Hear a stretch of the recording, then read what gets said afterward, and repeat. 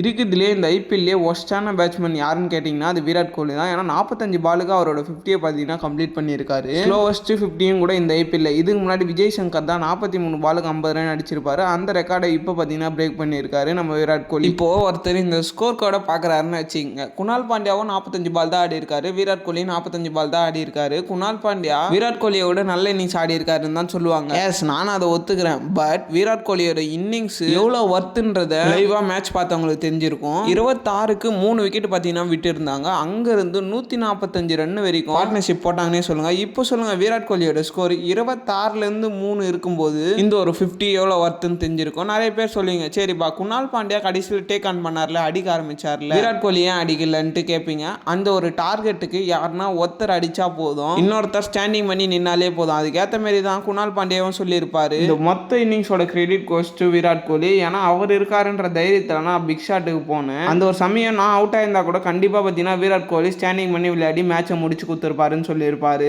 இதை பற்றி விராட் கோலியை கூட சொல்லியிருப்பாரு. எல்லாரும் என்னோட ஸ்ட்ரைக் ரேட்டை பற்றி பேசுவாங்க. ஆனால் நான் எப்படி ஆடணுன்றது எனக்கு தெரியும். கேமுக்கு அடாப்ட் பண்ணி ஆடுறது தான் என்னோட ஸ்ட்ரென்த். ஏற்ற மாதிரி தான் இன்னைக்கான மேட்ச் நான் பொறுமையாக விளையாடினேன். End of the day team win பண்ணது எனக்கு ஸோ ஹாப்பி அப்படின்னு சொல்லியிருப்பாரு. இதை பற்றி நீங்கள் என்ன நினைக்கிறீங்க அப்படின்றத கமெண்ட்டில் சொல்லிட்டு போங்க.